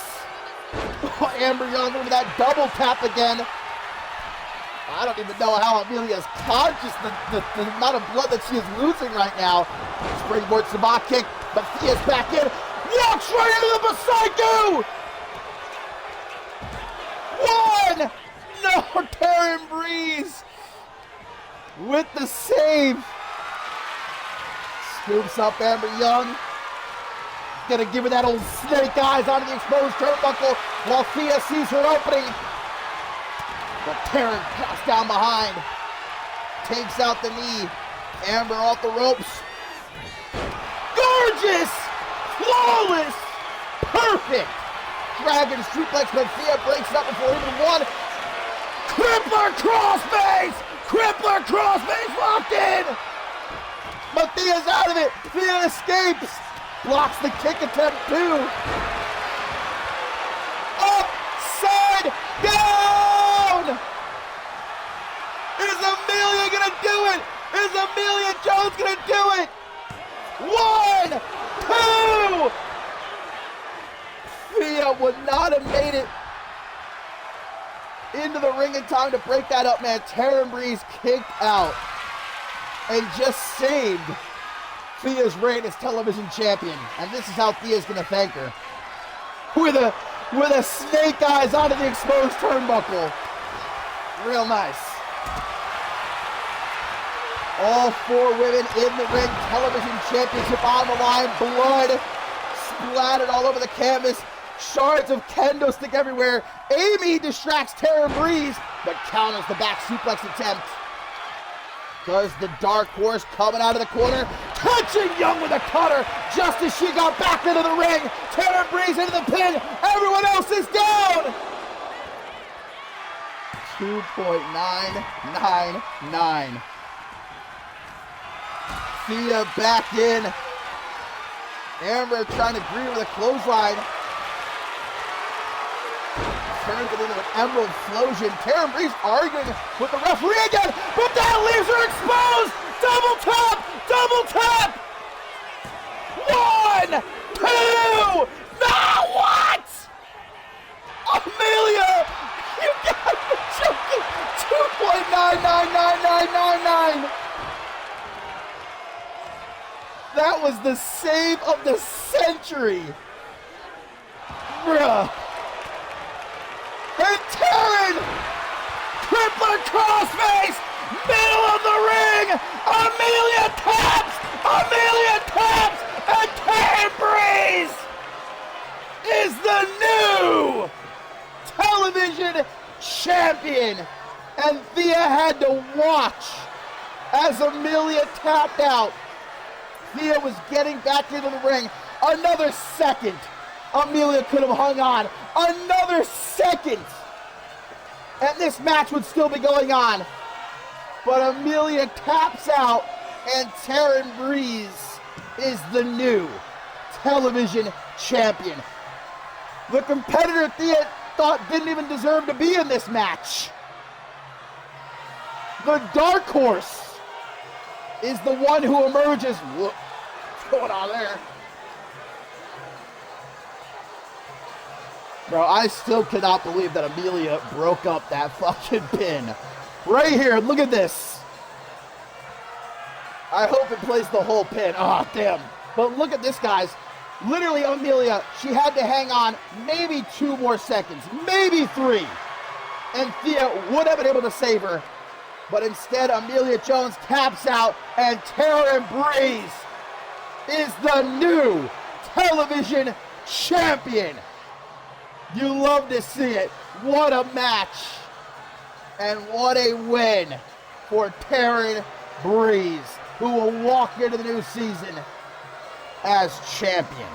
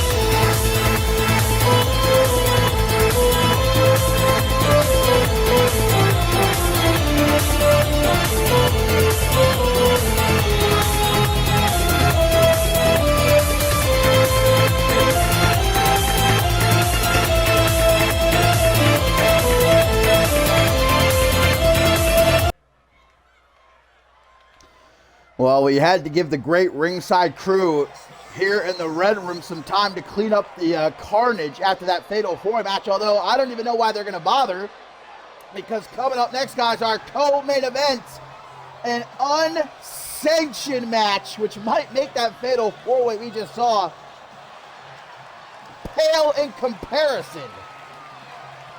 Remy Martin gonna learn about consequences here tonight in Las Vegas. I, for one, appreciate this attitude change from the former Intercontinental Champion. Remy Martin's deciding, to hell with the fans, they do nothing for you. To hell with my supposed friends in the industry, what good have they ever done me? It's time to look out for numero uno. Number 1, Remy Martin. plans of becoming a world champion next season. But the mistake that Remy Martin made, maybe the thing I don't necessarily agree with, is running his mouth when it comes to the living legend Haruki Hattori, and well, going even further than that, putting his hands on Hattori, shoving him to the canvas, spitting on him, constantly talking shit over the course of a couple weeks, to the point where, well, the son, Shinjiro Hattori, a couple weeks ago, came to the defense of his father, looked Remy in the eyes and said, "You're going to stop talking shit about my dad, there's going to be a problem." But then Remy, some people might take that as a cue, all right, maybe I shouldn't have done that, fair enough. But no, instead Remy looked Shinjiro in the eyes and called his dad a deadbeat, said that his dad isn't nearly as big of a legend as people make him out to be, said that he's old, he's decrepit, he should go to the nursing home. And Shinjiro Hattori heard just about enough. These two had to be pulled apart by security before Shinjiro murdered Remy Martin live on Shockwave, but well, not before he challenged Remy to this unsanctioned match here at Final Stand. The Shinjiro Hattori is, of course, not signed to CMV. And so CMV cannot be held responsible for anything that might happen in this matchup. These two had to sign contracts to ensure that they can do whatever they want in this match. No countouts, no disqualifications. Technically, it's not happening. At least not in the history books for CMV. But Shinjiro Hattori doesn't care about being in the history books. Not tonight. The only thing he cares about is defending the honor of his father, Haruki, and teaching Remy Martin a thing or two about respect, even if he's going to have to boot it into him here tonight.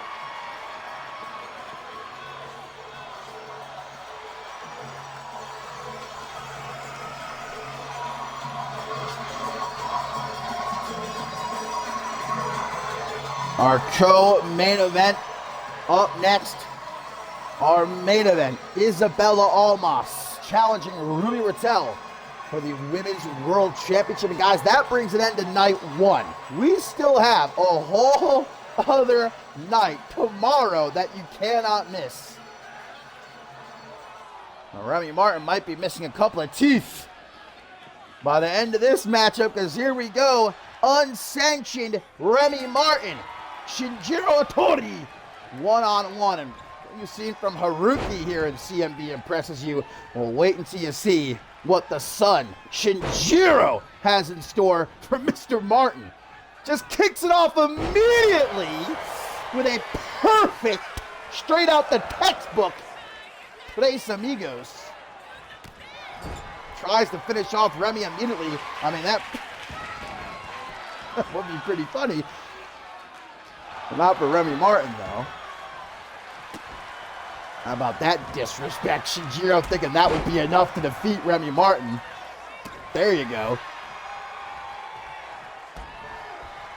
I mean, it's...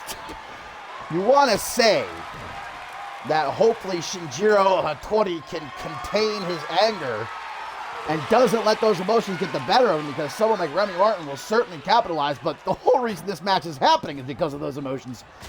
I'd say they would benefit Shinjiro in this case. He brings in the door! Gonna shut the door on Remy Martin here at Final Stand, but now Remy takes control. See, Remy's composed. He doesn't have an emotional stake in this matchup. He doesn't give a goddamn about Shinjiro Hattori being insulted or about the legacy of the Hattori family. The only thing Remy sees this as an opportunity is to pick up a big win at the season finale event and head into that all-new season, riding a big wave of momentum, a wave that might take him all the way to the Global Championship, because that's what Remy Martin wants. And he does not care who he has to disrespect, who he has to beat down on the way to that Global Championship. Well, playing the in-and-out game here. Remy Martin being a bit cheeky with Hattori, but he jumps back into the ring now. Get an Irish whip off the ropes, drops down quick. Leapfrog 2. Big elbow straight to the face and lands on the door. Tony Oak maybe thinking about going back under the ring, but saw that Remy Martin got to his feet. Oh, no, neck first on the door. He's kind of treating this like a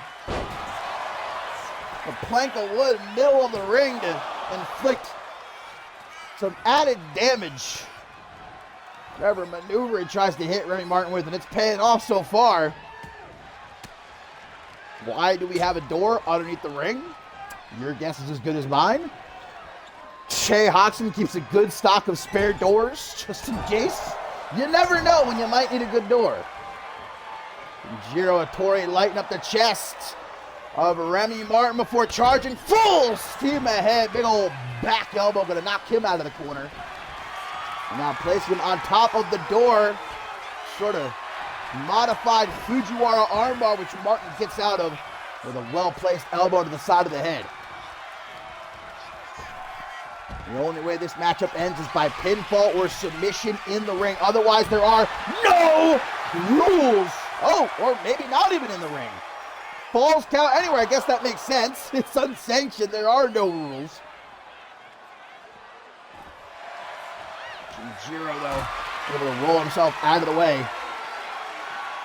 Powerbomb attempt on the floor. Remy Martin wants none of it. He says, thank you very much.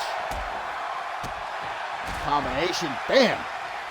Kick to the gut, gonna suck the air right up out of you. One across the chest. Ooh, nice counter there. And the reflexes of Shinjiro Hattori are seen. Will swat Remy Martin right out of the air. And now going to mock Martin, just as he did his father. Suicide dive. Takes out Remy before he knew what the hell was coming his way. He said, that's a burn, that's a plane. That's Shinjiro Hattori with a running sit-out powerbomb on the floor. But he ain't done. Remy ain't gonna get off that easy. Grabs himself a steel chair. The age-old equalizer. Whacking him across the stomach with it. And across the chest.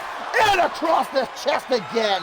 And now the chair bent, warped. He's had his fill, but Remy hasn't. Turns that into a German suplex. Tough landing on the shoulder. Or throwing Hattori down out of the floor and getting back into the ring. Remy saying, whoa! You suicide dive? Get that shit out of here. And the jumping cutter, no! Thwarted by Shinjiro Hattori. But he can't take an advantage as Remy Martin drops him face first down onto his knee. This one's going a little bit too fast for me, man. I can't keep up.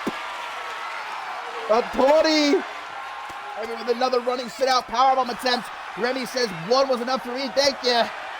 Forearm smash, kick to the chest, knife edge chop, and a knee to the gut, and a double axe handle across the upper back.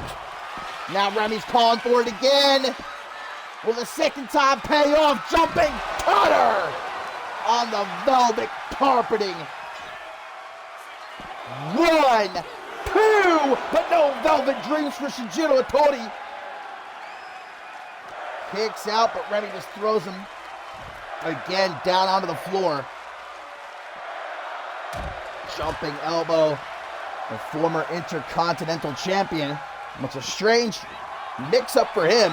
Seems to be wanting to slow things down. Greetings! A big old gut buster. Aaron Stone just marked out wherever he is right now, preparing for that triple threat match tomorrow night.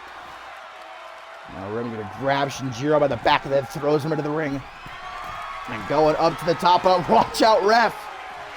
Last thing you want to do is find yourself caught between these two the way they're going after each other. Oh, but whatever Remy was going to go for there, he decides against it. Probably the best idea. Knee in the gut, and again, that'll have you gasping for air like a fish out of water, flopping about. Shinjiro Hattori, the forearm smash. Remy catches it, though. Takes him up onto his shoulders. Another drop out of the knee. This keeps up. Hattori went out to book an appointment with his dentist. Brainbuster incoming on the door. That would have been catastrophic. but Hattori makes sure it does not happen. Gets Martin into the corner, knife edge chop. He is lighting up that chest, baby. Woo! At the 4th of July. And now from Retro Hattori with a frog splash. Into the pin. Kick out at 2.999. And Hattori maybe didn't really know what he was getting himself into here. I mean, look, you're going to defend your father. You can't blame Shinjiro Hattori. I think most men would do exactly what he has in this situation. Most. Maybe if you're like Tim LaFay, for example, you wouldn't, but thrown into the corner. Hattori is a son scorned, and Remy Martin will feel his wrath, but Remy's going to try to steal it. Remy rolls him up. Oh, no, counters, rolls him back into the pin, and Shinjiro Hattori takes the win. Remy Martin tried to be sneaky, but it backfires, and Shinjiro Hattori beats him at his own game there.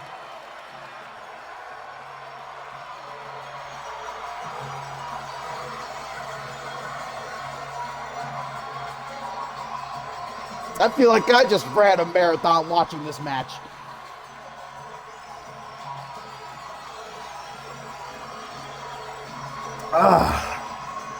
Needed that. Might not be able to make it through the main event otherwise. The speed at which these two were going. Well, I think Remy Martin coming away from this matchup, if nothing else, might think to himself, maybe not, next time he decides to bring up the Japanese legend Haruki Hattori, because Shinjiro just made it clear that nobody is going to disrespect the Hattori name and get away with it. Here's Remy just trying to survive, but Hattori turned his own game plan on him and picks up the win here at Final Stand. Well, I love what I saw from Shinjiro Hattori, and well, maybe one day we can have him in CMV properly. But for now, Shinjiro Hattori avenges his father, and Remy Martin learns a valuable lesson about respect. Maybe. Probably not.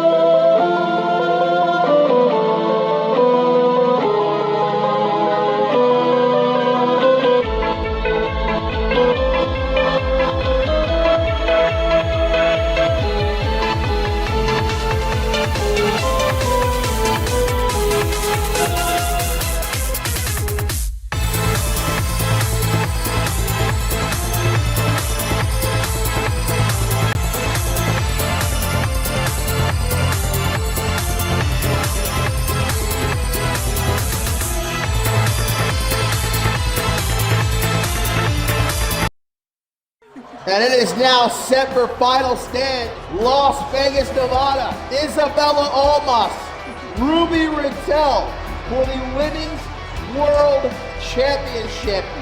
A matchup that's years in the making. And Ruby Riddell is your new Women's World Champion. But as a consequence, guys, of that attack by Almas, Ruby Riddell injured Madison Wright, stripping her of the Women's World Championship.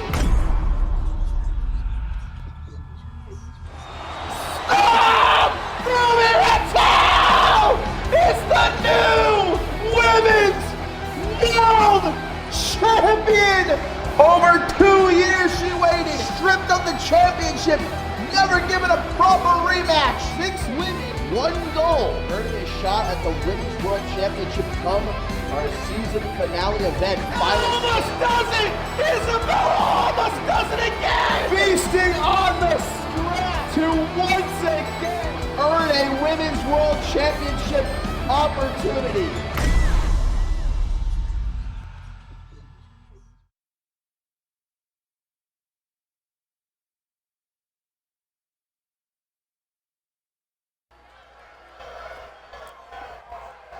It is time, my fine feather friends, for our main event of the evening here on night 1 of Final Stand. We still have a whole other night of incredible action to look forward to tomorrow, my friends. But for now, the curtain is closed on this. Isabella Almas challenging Ruby Rattel for the Women's World Championship. A match years in the making, as we just saw a moment ago.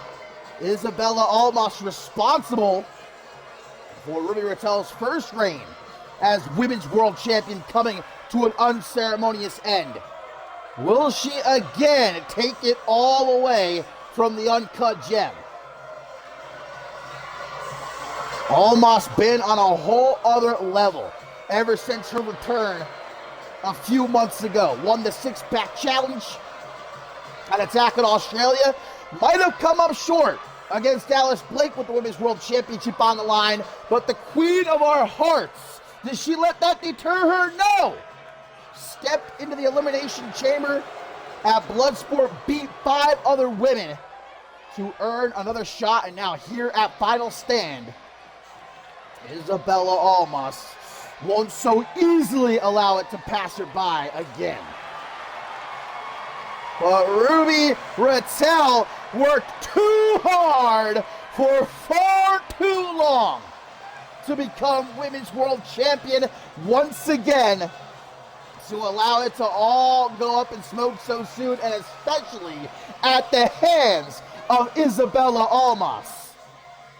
Ending the historic reign of Alice Blake back at Validation. Now Ruby Rattel makes her first defense of the Women's World Championship, and that's her first defense ever, guys, because remember, she never even got to defend the championship the first time she held it.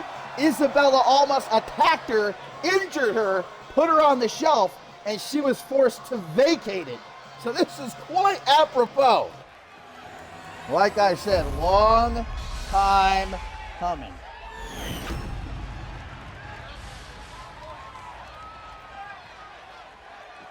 Who will walk into the new season as the queen of the Octane Women's Division? Isabella Almas might have been the reason that Ruby Rattel's first reign as Women's World Champion ended the way that it did. But remember, Isabella Almas, in a funny enough way, in the same boat, because her first reign as Women's World Champion ended in, well, quite an unusual way, in a Royal Rumble match. She was not pinned. She was not submitted. She simply got tossed over the top rope. All of her hard work came crashing down in an instant. And so don't think for a second that Almas has not worked just as hard, if not maybe even harder, to get back to this point. So here we go. Our main event. 2 years we've been waiting for this one, and certainly these two have. As we're going to test the strength to get things started. Ruby Rattel overpowers Almas, but looks like this time Almas managing to push the champion into the corner. Will we get a clean break? No, and I'm not surprised about that at all, but the referee is going to warn Almas to be careful, because remember, the champion's an advantage. It's an advantage that Thea did not have earlier tonight in that fatal four-way match. It's an advantage that Mike Magnum Maxwell did not have. Isabella Almas cannot win the championship any other way beside pinfall or submission in the ring. If this ends via countout or by disqualification, either way, Ruby Rattel is going to leave Las Vegas still the Women's World Champion. And I know for a fact neither one of these women want it to end any other way besides definitively, one way or the other. At least Ruby Rattel, if she does lose here tonight, can say she actually lost. She actually had the chance to defend the championship. Almas was the better woman. That certainly was not the case the first time around. But Rattel, boom, with a boot right to the side of Almas's head, drops into the pin, but just a 1 count. I'm very surprised that Amara Rivers didn't at least make it here to be ringside for Isabella Almas, but from what I heard, he's not allowed in Las Vegas anymore, so that's probably why. Oh, the champion is in control right now. Oh, but Almas able to roll out from between her legs and trip her up. Almas, a former Rising Star champion, former Women's World Champion. And of course, more than anything else, she is the queen of my heart, the queen of your heart. Everybody here in the Red Room loves Isabella Almas. That's fact. Leg drop by Raquel. Seems like these two are really spending the opening minutes of this matchup just feeling each other out. Stomp gonna keep Almas down. Raquel getting a little bit overzealous perhaps, and pays for it. Ooh! Almost to the boot to the face, and then a neck breaker through the ropes. I don't think I've ever seen that before. That's why she is the one, the only Isabella Almas. Nobody like her in all of CMV, nay the world. It's now gonna catch her hard with that forearm smash. Notice that neither of the other gems are out here. It seems like Ruby Raquel has left them in the back, wanting to do this on her own. And the same goes for Almas. She probably could have gotten a Rivers out here, or maybe even Pax LaFaves, her new apparent best pals. But these two have been waiting a long time for this, and they're going to settle it the good old-fashioned way. No ifs, ands, or buts, no BS about it. Ruby Raquel gets to her feet, but Almas with those elbows to the side of the head, not quick enough to make it to the ropes. So again, coming off the ropes with that leg drop. This time into the pin to retain the Women's World Championship.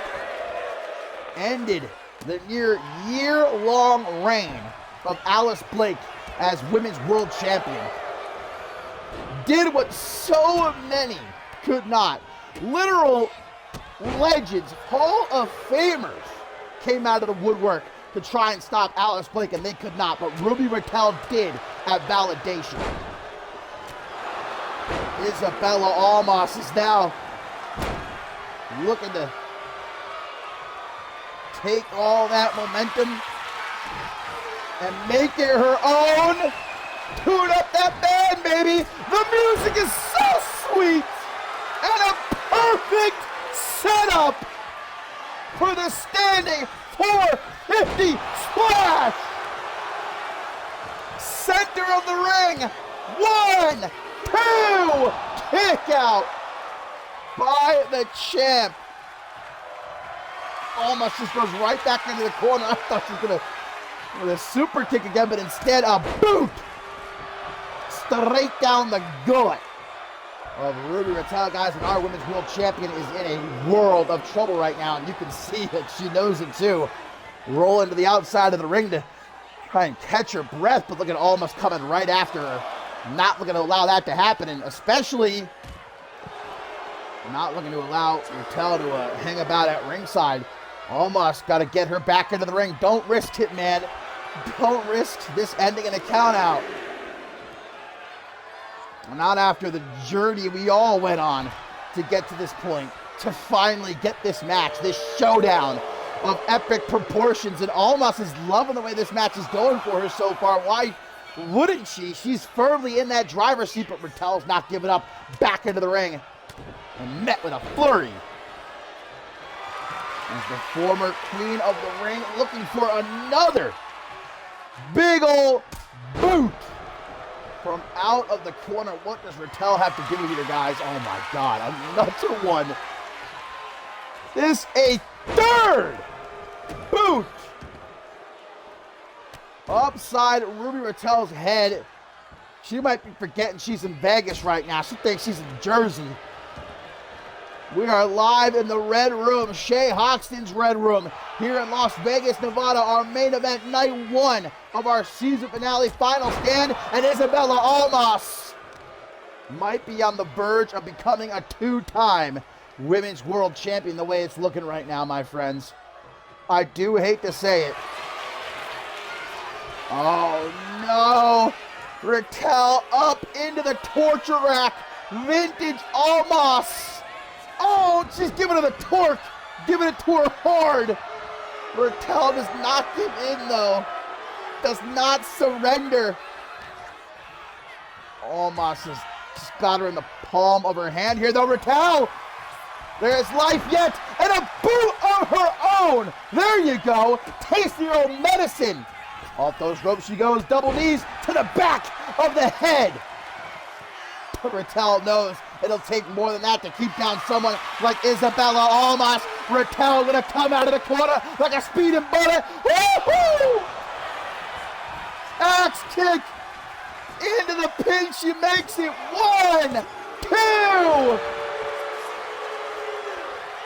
The Women's World Championship hangs in the balance. Almost just, it's got to be out of pure instinct crawling into the corner there. And trying to shake it off. Oh my God! What a fucking clothesline! And that might be enough to do it right there, but almost gonna put the cherry on top! Hooks the leg! 1, 2, 3! Isabella Almas is the new Women's World Champion!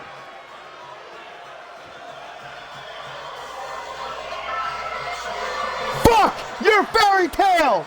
Your storybook ending! Isabella Almas ain't here for it! The queen of our hearts is gonna end the season hitting it big here in the Red Room to become once again Women's World Champion. But man, I attest it was over after that clothesline. I hope we get a replay of that. I think that second standing 450 splash was wholly unnecessary because that fucking clothesline out of the corner was maybe the nastiest I have ever seen. This was a clear-cut example of getting caught, man. And Raquel was finally starting to get going again in this match. Look at this axe kick she hit. We didn't know at the time it was really her last gasp. But here it was right here, guys. Look at this. God! Took her head off, but, well, that wasn't good enough for Isabella Almas. The icing on the cake. A second standing 450 splash. And Isabella Almas is going to enter the new season as Women's World Champion. If only Amare were here to see it. And just like 2 years ago, different circumstances, but Isabella Almas ends the reign of Ruby Raquel as Women's World Champion once again. Thank you guys for joining me for night 1 of Final Stand. We still have tomorrow night a whole lot more action to look forward to, ending the season with a boom and a bang. But until then, I will see you when I see you.